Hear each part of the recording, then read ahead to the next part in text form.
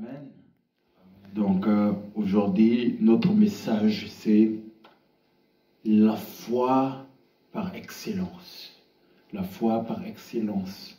Nous allons prier. Père, dans le nom de Jésus éternel, le Dieu des armées, Papa, je lève ma voix au devant de toi, Père Céleste. Je prie, Seigneur, pour ce message que nous allons écouter. Seigneur, toute mauvaise interprétation, je le renvoie dans les lieux arides au nom puissant de Jésus-Christ. Père Céleste, parle, nous t'écoutons dans le nom de Jésus. Amen. Amen. Nous allons dans le livre de Hébreux, chapitre 11, verset 1. Je lis la parole du Seigneur dans le nom de Jésus. Or, la foi, c'est la ferme assurance des choses qu'on espère, la démonstration de celles qu'on ne voit pas. Amen. Verset 2. À cause d'elle que les anciens reçurent le témoignage favorable.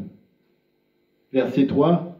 Par la foi, nous comprenons que l'univers a été formé par la parole de Dieu, de sorte que le monde visible n'a pas été fait à partir des choses visibles. Amen. Amen. Vous savez, le principe de Dieu, c'est de poser des actes. Quelqu'un qui te dit il a la foi et il ne pose pas les actes, c'est un menteur. Et j'aimerais être radical là-dessus. Quelqu'un qui te dit il a la foi, il ne pose pas des actes, c'est un menteur. Quelqu'un qui te dit qu'au tournement dit il a la foi et qu'il ne pose pas, c'est-à-dire, comment dire, un comportement d'une personne qui arrive déjà, c'est-à-dire à croire ce qu'il veut obtenir sans même obtenir la chose, il ne pose pas les actes ou bien il n'a pas le comportement de la chose, la personne est un menteur. C'est pour ça que j'aimerais dire aux gens comme ceci. Comme par exemple, là, il y a plein d'exemples bibliques. Si je rentre encore dans la Bible, je ne sors pas dans ce contexte. La femme, c'est-à-dire aux pertes du sang, il suffisait qu'elle touchait la robe de Jésus. Mais il n'avait pas encore la guérison. Mais il se disait, même s'il y avait la foule, il devrait toucher la robe de Jésus. Et j'aimerais annoncer à quelqu'un comme ceci. C'est ça la vraie foi. Peut-être que tu veux obtenir quelque chose. Peut-être que tu veux obtenir la santé. Peut-être que tu veux obtenir autrement dit la richesse financière. Mais quels sont les actes lesquels tu es en train de poser pour obtenir, c'est-à-dire ce que tu veux avoir? Tu as prié. Ok, tu as prié peut-être pour que Dieu te donne le mariage. Tu as prié peut-être pour que Dieu te donne du travail. Tu as prié peut-être pour que Dieu te rende financièrement. Mais après ta prière, quels sont les actes que tu as pu poser? Parce que quelqu'un qui a la foi pose d'abord les actes, il réfléchit après. La foi et la réflexion ne vont pas ensemble. La foi, c'est-à-dire, et l'analytique ne vont pas ensemble. Quelqu'un qui a la foi, il ne doit pas trop réfléchir avant de poser un acte. Quelqu'un qui a la foi, il ne doit pas trop calculer avant de poser un acte. Quelqu'un qui a la foi, quand il marche, il sait qu'il a quelqu'un qui s'appelle Emmanuel. Quand il marche, cette personne la marche avec lui. Quand il sait une chose qu'il n'est pas toute seule. Quelqu'un qui a la foi, quand il lève les yeux vers le ciel, il sait que le secours vient sur le manque de l'éternel. Et aujourd'hui, j'aimerais parler à une personne qui a la foi, qui a peur de poser les actes.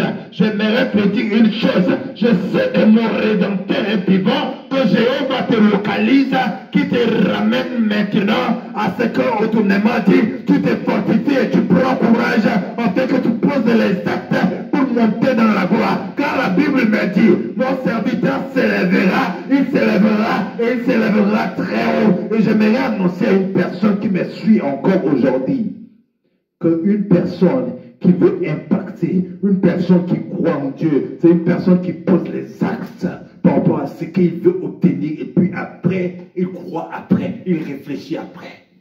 Parce que c'est seulement ce que tu sèmes que c'est ce que tu vas récolter. Beaucoup de gens ne veulent pas s'aimer, mais ils veulent seulement que récolter. Ça, c'est une fausse foi. Ça, c'est des mensonges. Ça, c'est même pas la foi, c'est de la folie. Quelqu'un qui a la folie de la foi, c'est une personne. Tu lui dis, quand il te dit qu'il va devenir millionnaire, il ne sait pas par comment ça va se faire, mais quand il a 1 € dans sa poche, il réfléchit à comment investir ces 1 € là pour que le 1 € se multiplie. Ça, c'est une personne qui a la foi. Oui, tu dis tu es millionnaire, c'est bien beau, mais quels sont les actes que tu poses pour aller chercher les millions? Tu dis tu es milliardaire, c'est bien, mais quels sont les actes que tu poses pour aller chercher les milliards? Ça, c'est de l'hallucination.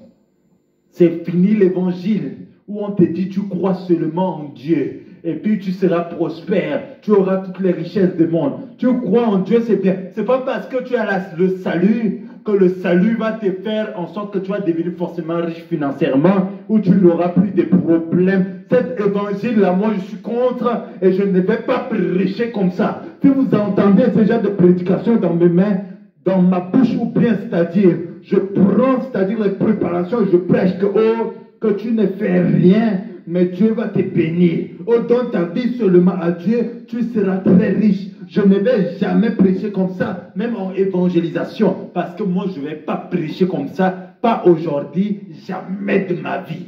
Pourquoi? Parce que beaucoup de gens, nous avons vendu des rêves et des hallucinations aux gens. Non, non, non, non, mon ami, la vraie foi, pose des actes et tu vas récolter ce que tu as sémé.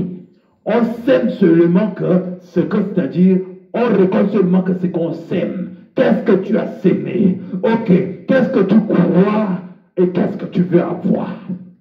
Ce que tu crois et ce que tu veux avoir, tu dois poser les actes qu'il faut. Tu dois, c'est-à-dire, s'aimer. Tu dois, c'est-à-dire, investir. Si tu ne t'investis pas, continue à croire ce que tu veux, mais comment dire, ce que tu veux obtenir, tu ne vas jamais l'avoir. Ce sont des principes. Vous savez, la Bible en elle-même a 9000 versets. La Bible a 3000 promesses. Et la Bible a 100 principes spirituels. Qu'il n'y a personne qui peut, c'est-à-dire, contourner ça. C'est pour tout le monde. Pour les anges, pour les êtres humains, pour les démons, pour la nature, pour les éléments, pour les animaux. C'est un principe.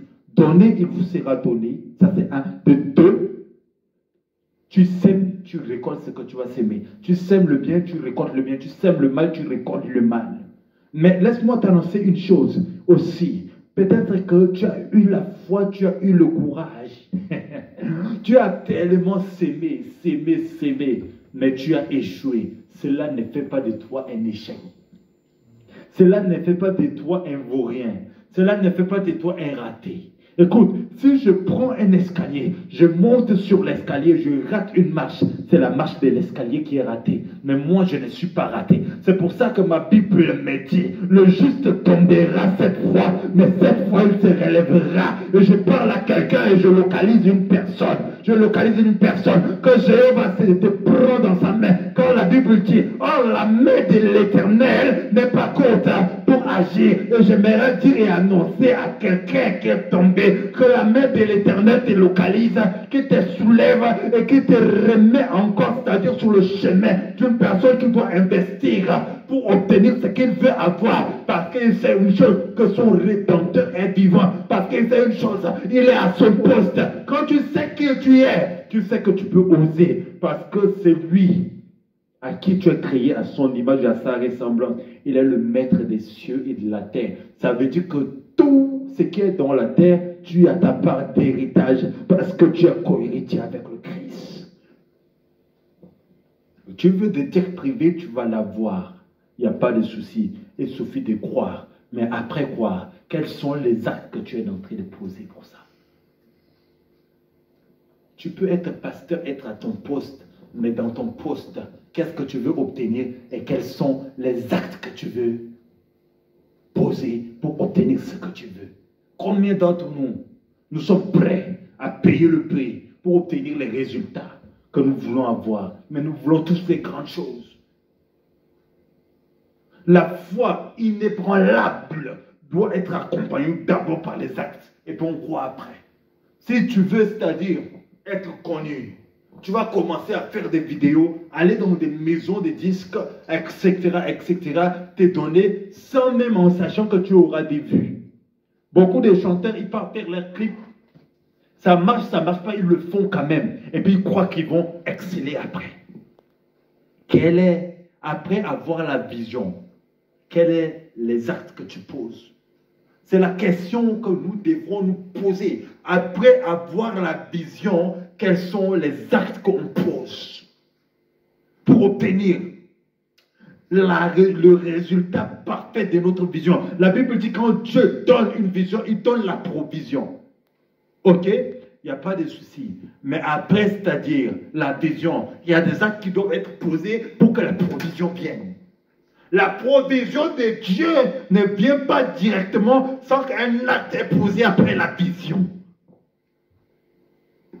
Et beaucoup des hommes de Dieu, nous nous sommes mis à prêcher une évangile où, c'est-à-dire, nous prêchons que la vision, nous prêchons que la provision, mais nous oublions qu'il y a des actes qui doivent être posés. Dans la vie, il y a deux principes. Soit tu te bats pour obtenir ce que tu veux, ou soit tu dois quand même te battre pour survivre. Tu veux veux pas, tu vas te battre. Même les gens qui sont handicapés, même les gens qui sont, c'est-à-dire, qui ont des problèmes psychologiques, doivent se battre pour survivre. Ça, c'est le principe, c'est une loi spirituelle que tout à l'heure je disais, qui faisait partie des 100 lois de la Bible. Ce sont des principes établis par Dieu. Pour toutes les créatures et toute la création de Dieu, il n'y a personne, il n'y a aucune chose, aucun esprit, aucun homme qui peut y échapper, sauf Dieu lui-même. Ce sont des lois. Même Dieu a fait l'exemple par excellence. Il a eu la vision, il a dit que la lumière soit la lumière fuit, il a posé des actes pour que la terre soit ce qu'il devrait être aujourd'hui. Alors, si Dieu même a posé des actes, pour que tu aies même le salut là, tu as même le salut, pour qu'aujourd'hui nous soyons dans le temps de la grâce, Jésus est venu mourir pour nous. Ça veut dire que si tu veux obtenir le résultat de ce que tu crois que tu veux avoir, tu dois payer un prix. Et quelqu'un qui a la foi doit être en mesure de payer le prix qu'il faut. Tu ne payes pas le prix, oublie de continuer, arrête de continuer à croire. Moi, je te le dis, vous allez dire que qu'est-ce que tu es en train de prêcher comme ça? Je vous dis la vérité. Si tu ne payes pas le prix, arrête de continuer à croire en Dieu. Si tu ne veux pas payer le prix, ne crois même pas. Arrête même de croire même en toi-même. Si tu n'arrives pas à payer le prix qu'il faut. Payer le prix, c'est-à-dire que tu dois t'investir dans ce que tu veux avoir. Tu veux devenir coiffeur? Va à l'école, suis des formations. Et puis, ne te contente pas de ça. Regarde d'autres techniques de coiffure sur YouTube. Mon fils Darlin, il est là. Des fois, je lui ai envoyé les vidéos des travaux. Il savait très bien. Mais aujourd'hui, s'il voit un mur qui est fait, ou bien il voit du carrelage qui est fait, ou bien un mur qui est monté, et que c'est bien, on lui dit c'est le pasteur Ricardo qui a fait ça, il ne sera pas étonné. Parce qu'il sait le prix que j'ai payé pour arriver à cet résultat. Aujourd'hui, vous montrez à Maman Esther une église, ou bien à des gens qui m'ont vu il y a 10 ans, 12 ans en arrière, vous lui dites que cette église c'est au pasteur Ricardo, ils ne seront pas étonnés. Pourquoi? Parce qu'ils savent le prix que j'ai payé. Mais si tu ne peux pas payer le prix qu'il faut, arrête de continuer à rêver. Le rêve n'est pas pour toi. Arrête de continuer à croire. On n'est pas dans un film, on est dans une réalité. Et la réalité de Dieu est que tu as la grâce, tu as le salut. Le salut, il est gratuit. Mais la bénédiction, ça s'arrache. Si tu veux être béni, si tu veux, c'est-à-dire voir que les promesses de Dieu s'accomplissent dans ta vie, tu dois t'investir et payer le prix. Alors ma question est, quel est déjà le prix que tu as payé par rapport aux promesses de Dieu que Dieu t'a dit que tu as cru? Je parle et je déclare sur vos vies que le Seigneur vous donne le courage afin que vous vous levez et puis vous payez le prix au nom de Jésus. Aïe, aïe, aïe, je dis, je parle et je déclare que le Seigneur vous donne le courage afin que vous payez le prix. Vous payez le prix qu'il faut pour avoir ce que vous voulez obtenir au nom de Jésus-Christ. Je parle encore à quelqu'un que le Seigneur pendant que vous allez être découragé, pendant que même si vous avez échoué, que le Seigneur vous fortifie, fortifiez-vous et prenez courage, parce qu'il y a une chose est sûre, en étant dans votre poste, vous devrez payer le prix pour avoir ce que Dieu veut que vous obteniez. Ça, c'est la foi. La ferme assurance des choses qu'on ne voit pas. Si on te dit que tu seras trop connu, après une période où on t'a dit ça, où tu as déjà le OK de Dieu, commence à t'investir. Commence à s'aimer le matin, s'aimer le midi, s'aimer le soir. Il y a un jour de récolte qui va arriver. Tous les jours tu peux s'aimer, mais une saison de récolte va arriver. Aïe. Tous les jours tu peux te donner à fond. Tous les jours tu peux, c'est-à-dire bosser dur, mais il y a un jour. Je dis il y a un jour où ça va donner. Tous les jours, autrement dit, tu vas commencer, c'est-à-dire à t'investir dans quelque chose que Dieu t'a dit, même peut-être il y a 15 ans en arrière, il y a 13 ans en arrière, mais il y a un jour, ça va donner. Un jour, ça va donner.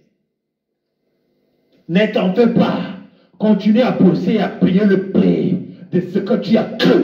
Continue, c'est-à-dire à bosser dur pour payer le prix. Tout ce que tu as cru. Sache que même si la promesse de Dieu, comme il est écrit dans le livre de Habakkuk, sa part, elle s'accomplira certainement. Mais, c'est-à-dire, ce n'est pas toute promesse de Dieu qui s'accomplit pour tout le monde. Dieu peut te faire une promesse.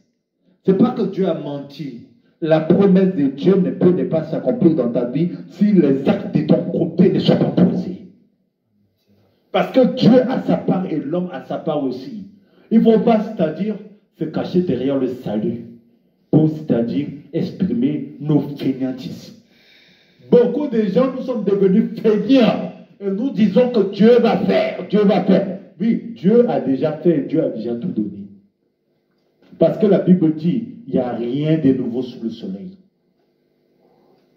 Ça veut dire que tout est disponible, mais Dieu donne tout par rapport à son temps, son circonstance et sa saison. Hey. Et là, j'aimerais parler du Kairos, ce qu'on appelle le temps de Dieu. Dans le temps de Dieu, un jour égale à 1000 ans égale à un jour. Peut-être qu'aujourd'hui, tu es d'entrée, tu as cru à la parole de Dieu. Aujourd'hui, c'est-à-dire que Dieu a promis des choses. Il y a eu des prophéties sur ta vie où tu as cru que tu vas être quelque chose. Tu as commencé à poser des actes où tu as vu tes amis évoluer, tes amis excellent, tes amis cartonnent. Mais toi, contrairement à eux, tu crois comme si tu es en retard. Laisse-moi t'annoncer une chose. Un jour de gloire arrive pour toi au nom de Jésus. Laisse-moi te dire qu'un jour de gloire arrive pour toi au nom de Jésus-Christ. Peut-être que vous avez oublié une chose. Les premiers seront les derniers seront les premiers. Aujourd'hui, tu es lent. Peut-être que voilà, financièrement, tu es lent. Aujourd'hui, peut-être que dans la vie, par rapport à les amis de ta génération, tu es là. J'ai beaucoup de mes amis, ils ont eu leur diplôme depuis longtemps. Mais le jour où je devrais avoir mon diplôme scolaire, j'étais sorti le meilleur plafonneur de Bruxelles. J'ai reçu le trophée du meilleur plafonneur de Bruxelles. De toute la Belgique, quasi. Parce que dans Constructive World, j'étais le seul en plafonnage.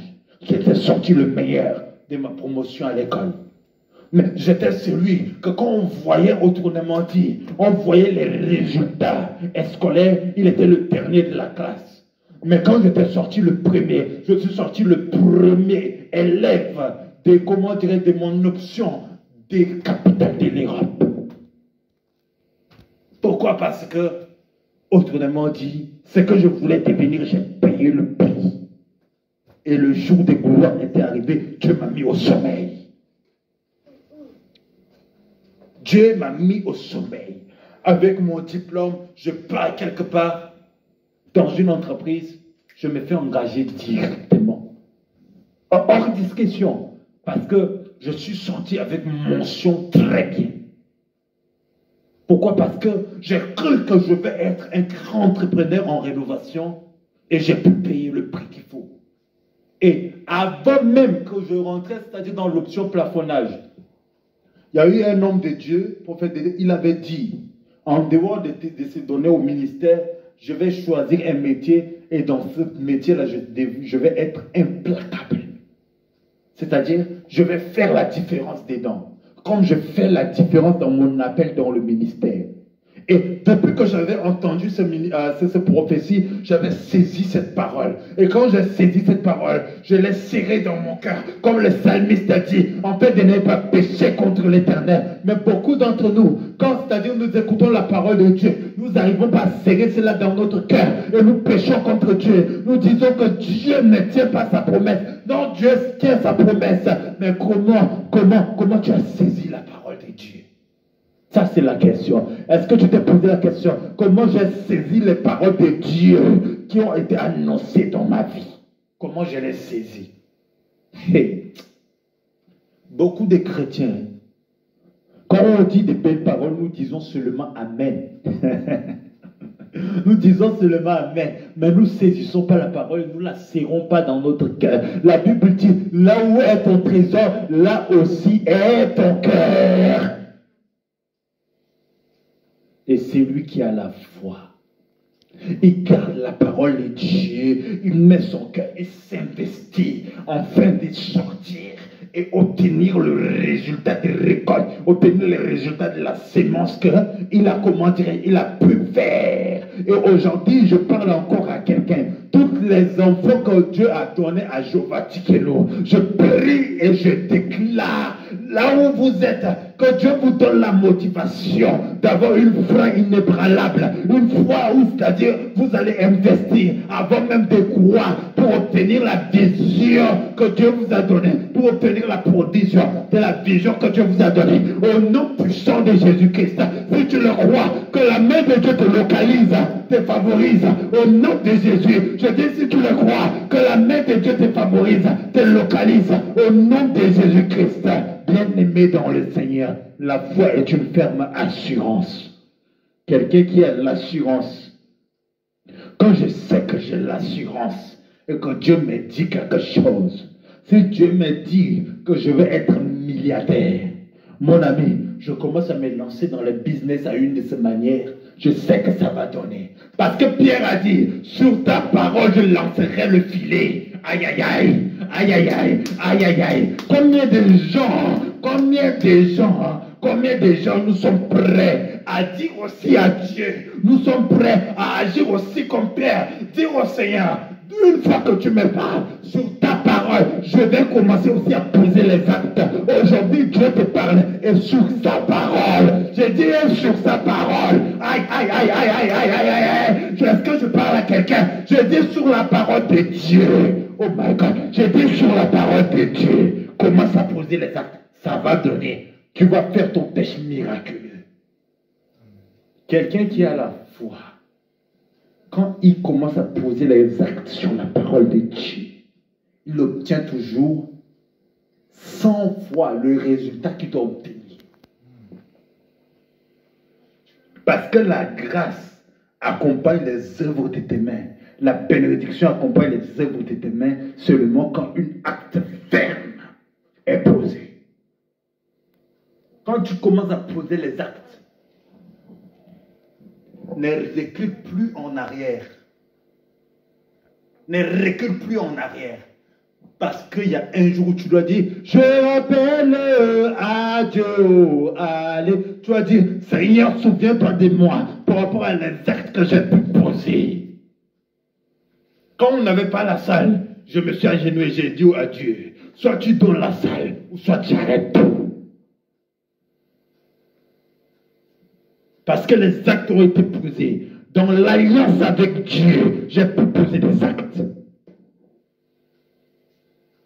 Alors, posons les actes pour obtenir les résultats que Dieu veut que nous obtenions. Parce que quelqu'un qui a la foi, c'est quelqu'un qui pose les actes avant de réfléchir. Et pour finir, j'aimerais même prendre l'exemple d'Abraham. Quand Dieu lui a dit de sacrifier Isaac, il n'a pas raisonné. Il a voulu sacrifier Isaac et puis raisonner après. Et puis Dieu lui a fait grâce. Dieu va te gracier seulement si tu crois. Et sur sa parole, tu sois ferme dans tes décisions pour obtenir la réalisation de la parole de Dieu dans ta vie. Et en ce moment, tu feras la différence. En ce moment, tu seras le premier, non le dernier. En ce moment, tu seras, c'est-à-dire une personne que quand on te voit, on va voir la marque de Dieu sur ta vie. Soyons des gens. Dès que nous croyons en la parole de Dieu, nous posons des actes qui accompagnent la parole que nous croyons, afin d'être la tête et non la queue, afin d'être le premier et non le dernier. Que Dieu vous bénisse. Amen. Amen. Gloire au Seigneur. Tu as été?